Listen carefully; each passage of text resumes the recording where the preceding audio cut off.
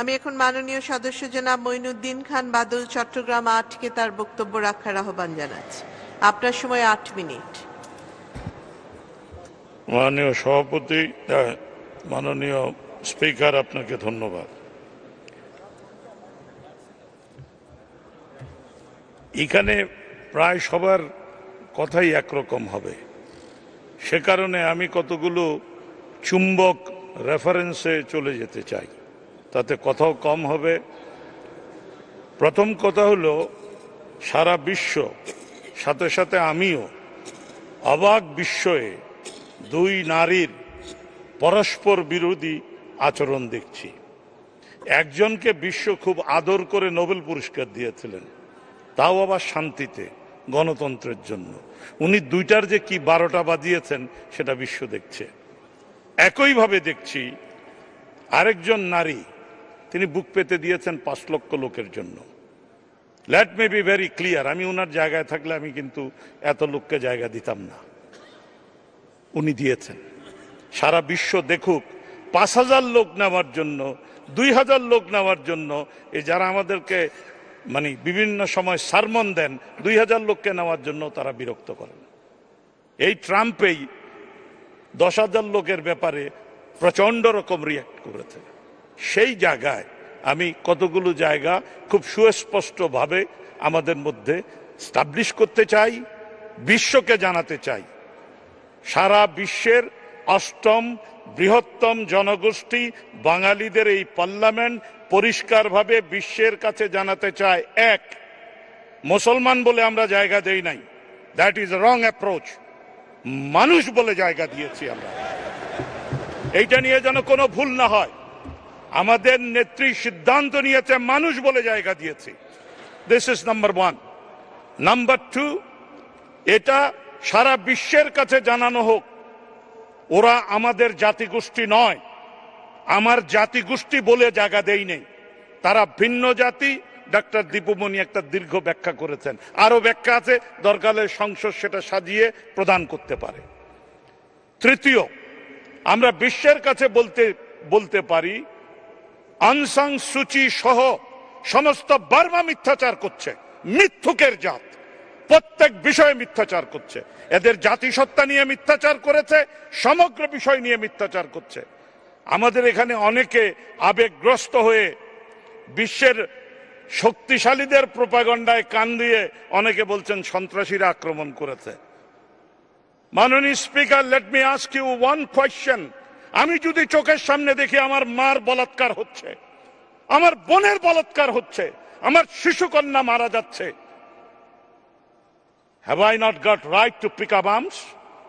আপনি কি আমাকে তখন সন্ত্রাসী বলবেন? আমরা 71-এ আমাদেরকে সন্ত্রাসী বলেনি, দুষ্কৃতিকারী বলেনি। সুতরাং দুনিয়ার কোন জাতের অধিকারের উপর হস্তক্ষেপ করার মতো কোনো মন্তব্য এই মহান পার্লামেন্টের করা উচিত না। Leave it to history, history will decide who they আর।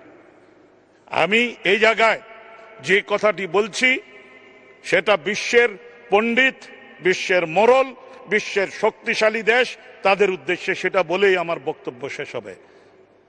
আপনারা অনেক সারমন দিয়েছেন, বাট এটা প্রমাণিত হয়েছে বিশ্বের কাছে, morality has become a ugly word.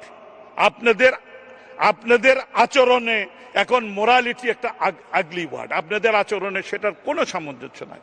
আপনারা হাইড্রোকার্বনের ব্যবসা করবেন, আপনারা তেলের ব্যবসা করবেন, সেই তেলের স্বার্থের জন্য 3 লাখ রোহিঙ্গা মরুক আর 10 লাখ রোহিঙ্গা মরুক, আপনাদের ক্যাপিটালে কিছু যায় আসে না।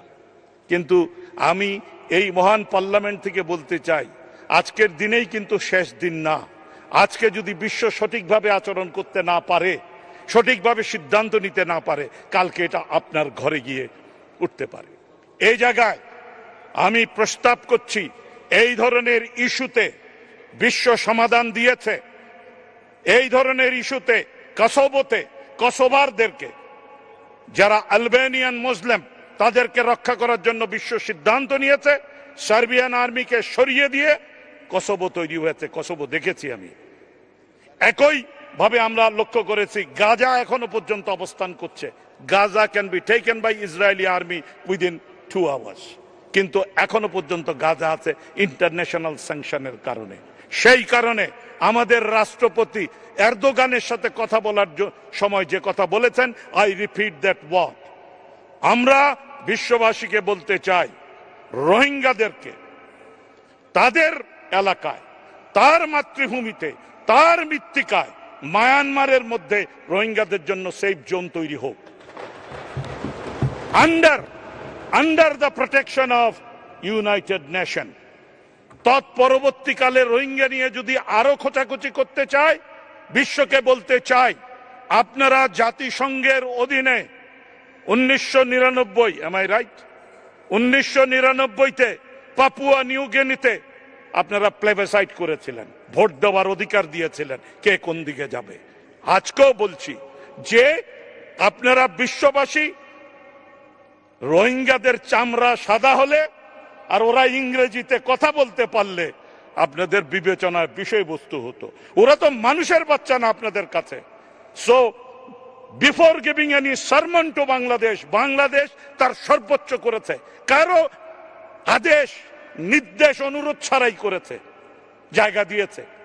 যতক্ষণ পর্যন্ত আমাদের ক্ষমতা আছে আমরা আশ্রয় দেওয়ার, খাদ্য দেওয়ারও চেষ্টা করছি।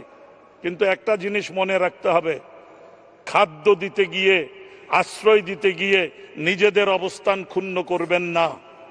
আপনি আশ্রয় দেবেন, ওইখানে আরো বাকি 4-5 লাখ আছে, ওদেরকেও তাড়াইয়া দেবে। And then the argument will be, ওরা তো বাঙালি টেরোরিস্ট, আপনি বাংলাদেশ আপনার নিজের লোক নিয়ে গেছেন, কেস খতম। এই ধরনের ইস্যু যেন না আসে। আমি কথা শেষ করতে চাই, আই এম নো ডিপ্লোম্যাট।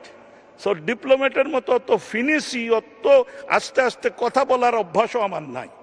খালি আমাদের ডিপ্লোমেসির কাছে একজন সাংসদ হিসাবে প্রত্যাশা করি, ডেলিভার গুডস।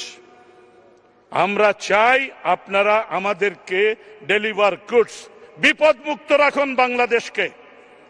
আমরা সংঘাত এড়িয়ে চলতে চাই, আমরা সংঘাত চাই না, কিন্তু সাথে সাথে বিশ্বকে এটাও জানান দিতে চাই, গাঙে ভাইসা আসি নাই, আমরা যুদ্ধ করে এই দেশ করেছি, সেটা যেন প্রত্যেকের মনে থাকে। ওই ধরনের উদ্যত্ত যদি আসে, বাঙালি জবাব দিতে পারে। সুতরাং এই বলে আমি শেষ করতে চাই, I want a safe zone for Rohingyas, I want it under UN protection. এবং খুব পরিষ্কারভাবে বলতে চাই আপনার মাধ্যমে পৃথিবীকে, ওদের এইটাই শেষ বলে শেষ করি, ওরা একটা মিটিং করেছে পরশুদিন, ওদের এরা ছিলেন কো হোলিং, ওদের deputy chief of staff Soe Win. এই সুয়ে উইন সেই নেপিডোর মিটিং এ বলেছে, আমরা যা করছি সেটা হলো Sanko Seisaku. Sanko Seisaku is a Japanese word, তার মানি kill them all and burn them all. তারা সেটা ফলো, এইটা ওপেন উক্তি করেছেন উনি। এবং এখনো পৃথিবীতে মানুষ আছে, সেইটা উদ্ধৃতি দিয়েই শেষ করি।